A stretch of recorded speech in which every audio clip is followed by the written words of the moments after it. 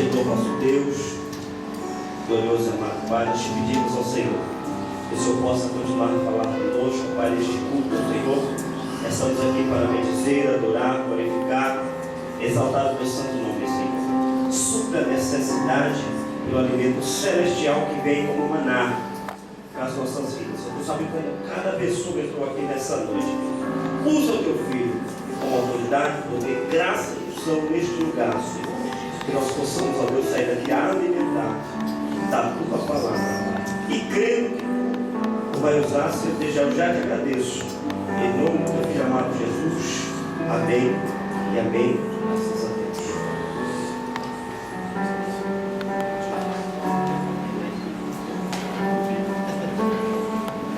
Glória a Deus.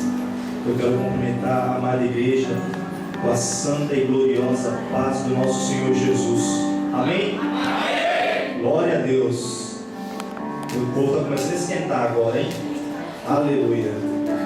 Glória a Deus.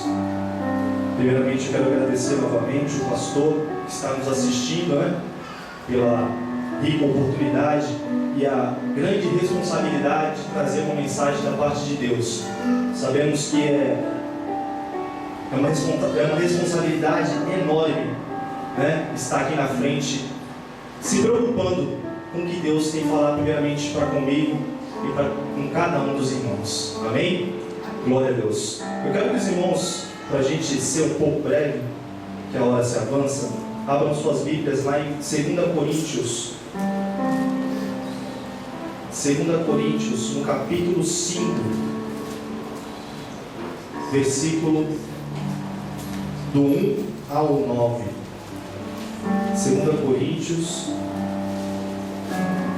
capítulo 5, do versículo 1 ao 9. Aleluia, Jesus. Continua falando conosco nessa noite, Pai. Que todo eu possa estar caindo por terra, Pai, em nome de Jesus. Que somente teu Espírito Santo venha paiar sobre o teu povo. Fala com cada um, Pai, conforme o teu querer, seja através de correção, seja através do amor. Mas que todo espírito enganador que venha soprar qualquer interpretação contrária, Pai, que seja repreendido agora em nome de Jesus. Te pedimos, Pai, derrama o teu Santo Espírito, entra no coração do teu povo, porque o teu povo tem sede da tua palavra, Pai. Aleluia, Jesus. 2 Coríntios, capítulo 5, do versículo 1 ao 9.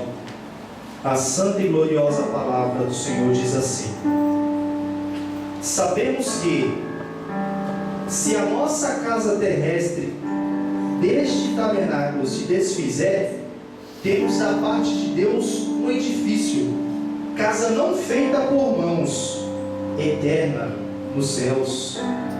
E por isso, neste tabernáculo, gememos, aspirando por sermos revestidos da nossa habitação celestial. Se todavia formos encontrados vestidos e não nus, pois, na verdade, os que estamos neste tabernáculo gememos angustiados, não porque queremos ser despidos, mas revestidos, para que o mortal seja absorvido pela vida. Ora, foi o próprio Deus quem nos preparou para isto, outorgando-nos o penhor do Espírito.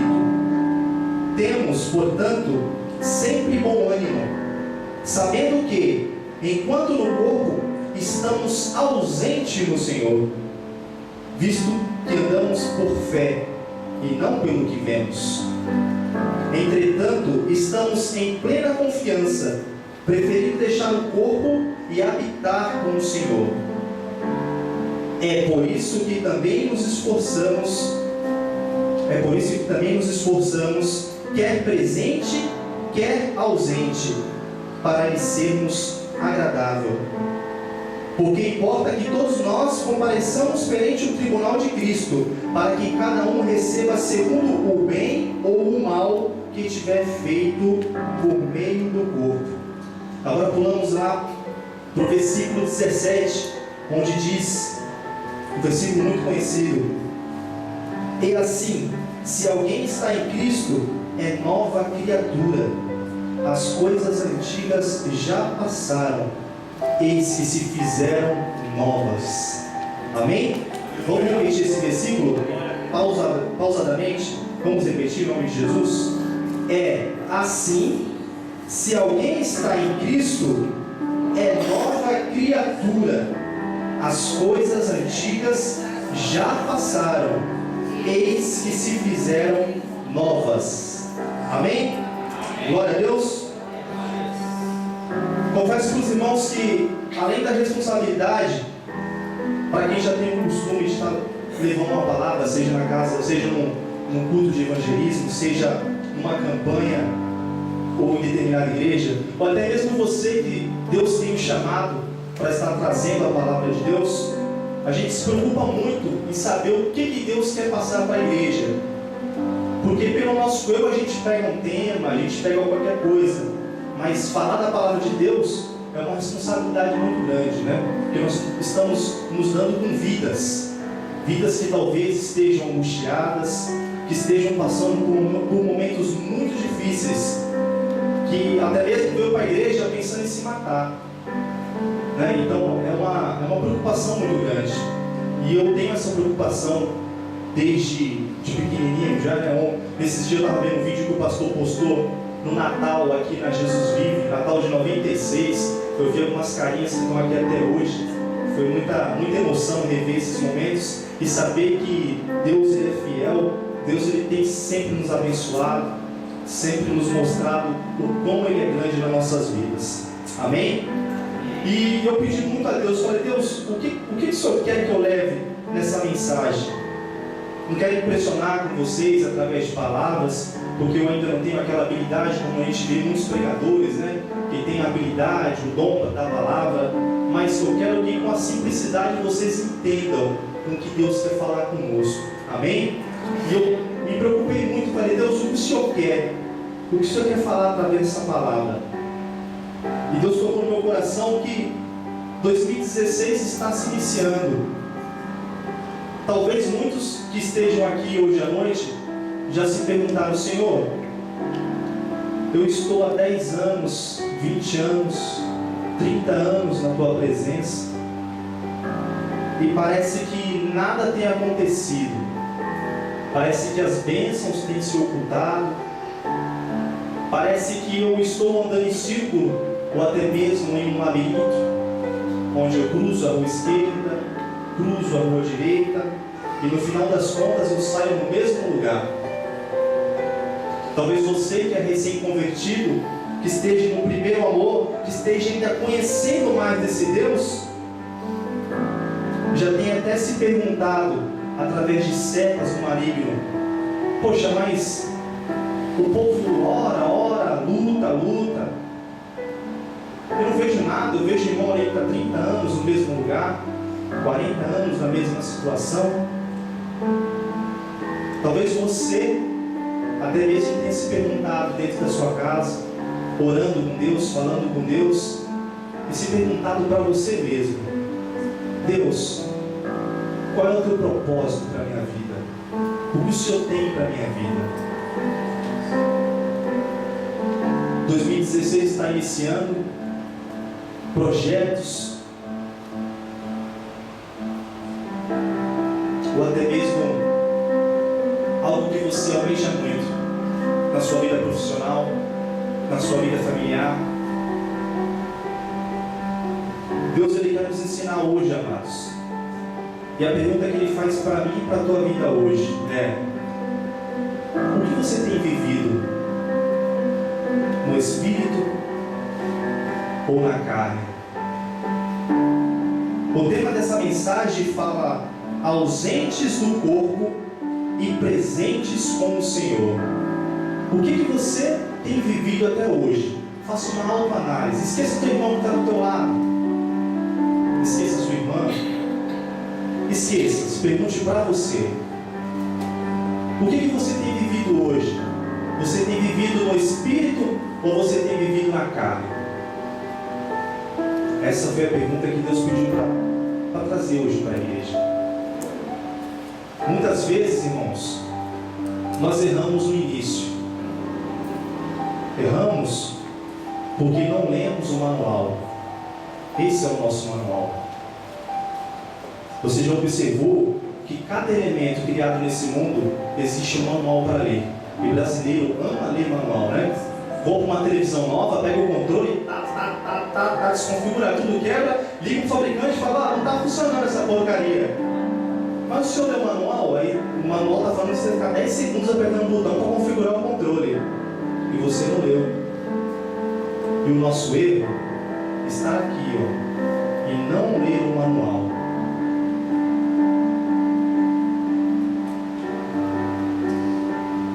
Quando Deus fala que nós erramos no início, irmãos,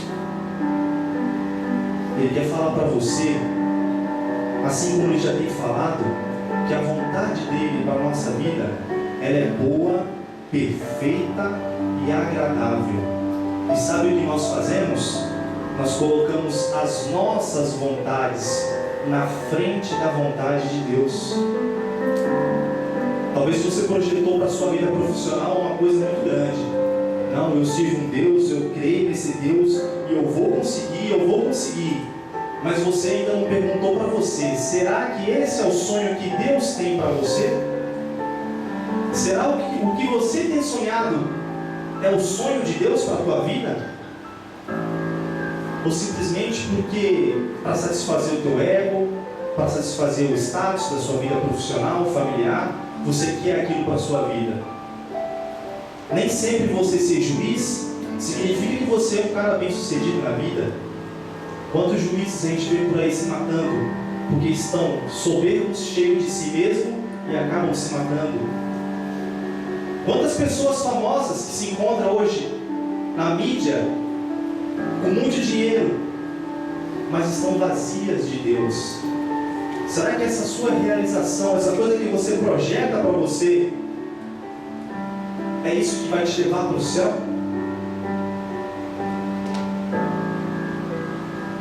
Será que você tem enterrado, tem lançado fora da sua vida aquelas coisas da carne que desagradam a Deus? Se nós formos citar aqui, vamos ficar o domingo inteiro citando. Adultério. Sabe que você já se pediu, já se autoanalisou e fala, Deus, me ajude a melhorar. Assim como diz o louvor, Deus, muda o meu caráter. O adultério, a mentira, a fofoca. Você já fez essa autoanálise? Deus, a sua palavra diz que Ele corrige quem Ele ama. E Ele ama cada um. Não é só vir para a igreja, sentar, ter a esperança de que você vai conseguir algo. A palavra esperança, ela conota dois sentidos, irmãos. O primeiro sentido é para quem não é de Cristo, quem vive uma vida ímpia, uma vida sem Deus, que ela conota esperança de esperar. A esperança do cristão, ela conota esperançar, que ela significa que você deve agir, você deve se movimentar. E se movimentar, que eu falo para você, é você orar, é você ter um íntimo com Deus, é você estar a todo momento ligado com Deus. Não é só apenas 2 horas aqui na igreja e amanhã na sua vida profissional tudo volta ao normal. Seu chefe pede para você falar uma mentirinha, você vai lá e faz. Alguém lança alguma palavra de prostituição para até cometer dentro do trabalho e você vai lá e comete. Então você fala que é cristão, né? Como eu vejo muitos exemplos, a gente não precisa ficar citando nomes, mas a gente vê esses exemplos, porque são esses exemplos que o diabo ele vai fazer a propaganda, primeiramente para enfraquecer a sua fé, ou até mesmo aquela situação que durante muitos anos você vem carregando, um CDzinho pirata. Está uma louvorzão na avenida, vai todo mundo lá, compra um CD. Não, esse CD aqui é de Jeová, esse aqui é de fogo, esse aqui é pirata. Sabe o que você já se perguntou? Esses mínimos detalhes contrárias que têm te afastado de Deus, porque Deus não habita no meio do pecado, não existe fórmula mágica, meu irmão. Deus não habita no meio do pecado. Então, se você coloca um gatinho lá no seu relógio, né? A energia está cara, né? O governo está roubando, a Dilma deve ter levado milhões e milhões, que muitos falam, não estou acusando a Dilma, pelo amor de Deus, né? Se ela faz ou deixa de fazer, o problema é dela com Deus, faça a sua parte. Deus ele tem um propósito para cada um, as consequências ela vem, meu irmão.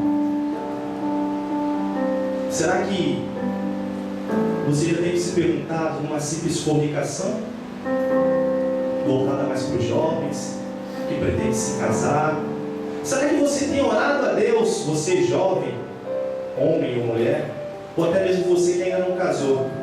Você tem se perguntado para Deus, Deus, será que essa é a mulher que o Senhor tem para a minha vida? São perguntas que hoje, irmão, Deus ele quer falar com você, porque quer que você comece o ano de 2016, o ano de vitória. Mas para que a gente tenha vitória, para que a gente tenha o êxito espiritual, o crescimento espiritual, nós temos separação entre Deus.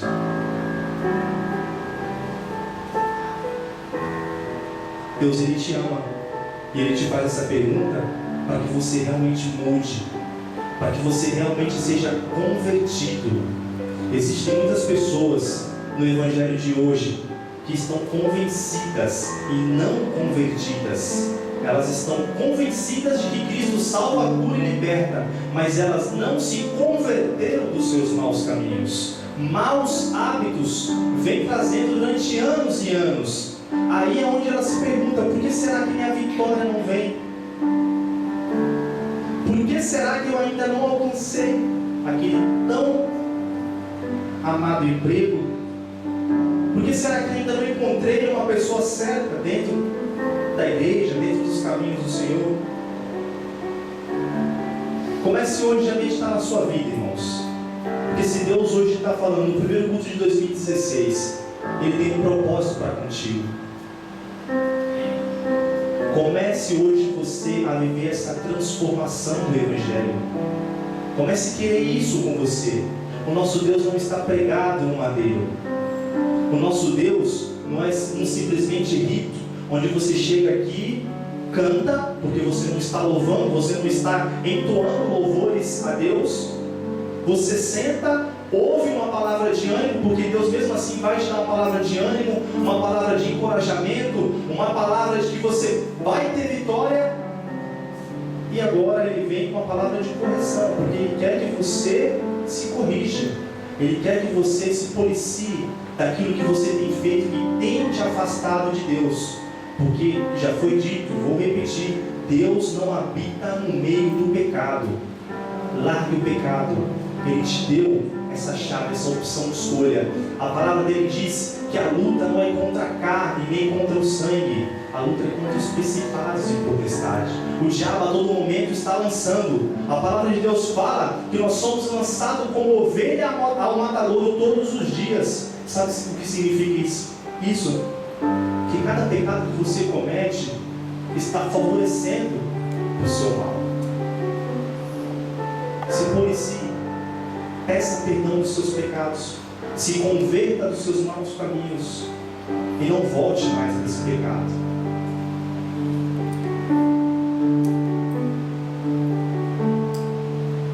Amém? Amém. O apóstolo Paulo diz lá ainda em 1 Coríntios 11, 1, quando ele vai orientar a igreja de Coríntios, ele fala: sede meus imitadores, como também eu sou de Cristo. Poxa, irmão, mas é tão difícil.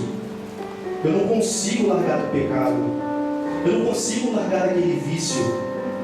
Eu sou casado, mas eu tenho uma vida extraconjugal. E eu não consigo largar porque isso é tão forte. Isso parece que me atrai. Isso parece que não dá para sair de mim. Eu não consigo, irmão. Eu venho para a igreja, eu oro, eu peço perdão, mas quando eu saio daquela porta para fora, a mentira do diabo, você consegue. Sabe por que você consegue? Porque o manual, o nosso manual, que é a palavra de Deus, ele fala aqui, ó, lá em Tiago 4, versículo 7, versículo 8, diz assim: sujeitai-vos, portanto, a Deus, mas resisti ao diabo, e ele fugirá de vós. Chegai-vos a Deus, e ele se chegará a vós. A opção é sua, meu irmão. Não acredite nessa propaganda do diabo, não. A opção de escolha é sua. Deus, ele nos fez livre. E muitos colegas, às vezes, com curiosidade, ele fala assim: poxa, Everton, se o teu Deus, por que o teu Deus colocou aquela árvore no meio do jardim do Éden? Vocês já chegaram a se perguntar? Eu creio que eu já falei em algumas pregações anteriores, mas você já se perguntou por que Deus colocou aquela árvore no meio do jardim do Éden? Você sabe? Já se perguntaram isso daí? É o maior exemplo de livre-arbítrio do homem, irmão. Porque se Deus tivesse colocado aquela bendita árvore, onde o homem teve a opção de escolha de comer a fruta ou não, nós seríamos um robô. Deus projetaria um robô com uma placa-mãe aqui na cabeça e todo mundo seria feliz, né? Que beleza. Não, mas Deus, ele fez a nossa imagem e semelhança dele. A imagem e semelhança dele, ele criou o homem. É por isso que você é livre, que você tem a opção de não viver no pecado, de não viver na carne e viver no Espírito. Amém? Amém. Não julgue, não minta para você mesmo. Se converta. É simples. A dificuldade a gente vai ter. O próprio Jesus disse: nós vamos ter aflições, dificuldades, mas nós podemos vencer. Quantas vezes você já ouviu um sermão em igrejas, na internet ou em qualquer outro lugar? Quantas vezes você já ouviu algum sermão da palavra de Deus para conosco? Mas hoje é diferente.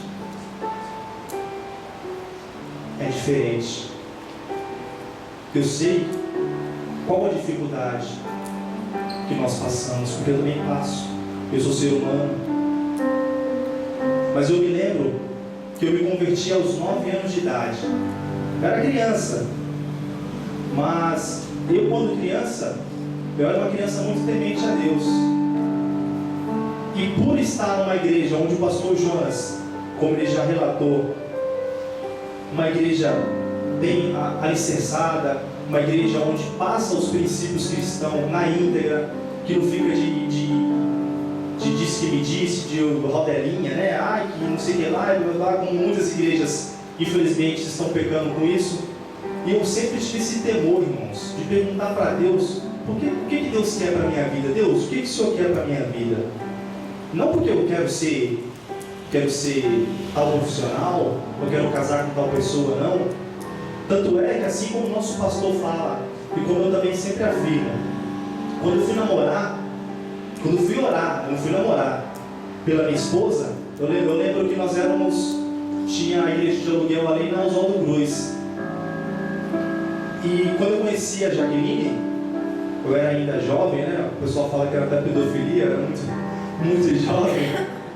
Mas eu tinha essa preocupação e eu fui orar a Deus, porque eu sentia algo especial por ela e eu não queria pecar contra Deus. Esse era meu medo.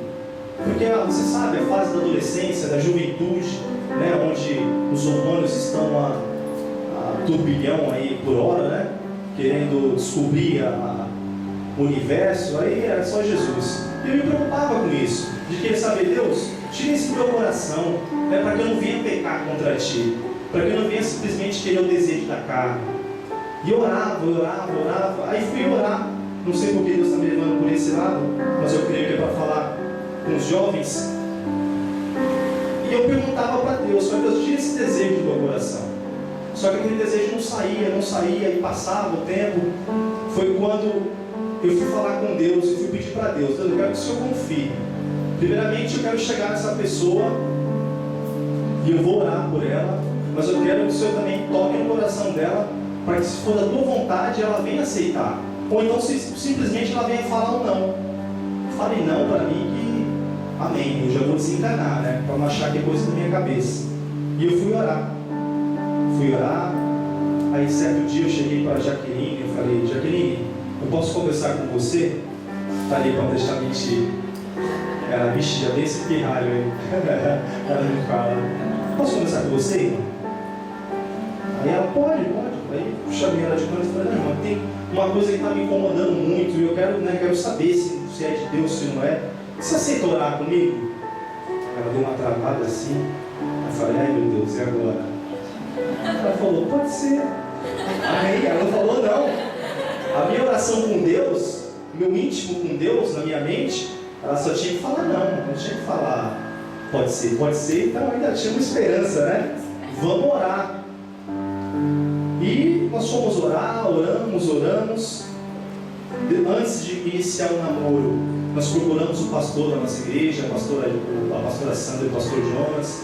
Levamos ao conhecimento deles, como pastor, eu orei a Deus, eu pedi para Deus para orar pela Jaqueline, para que se for realmente da vontade dele, que a gente tenha um relacionamento futuro.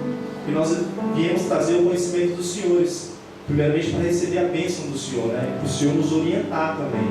O pastor achou legal a atitude, né?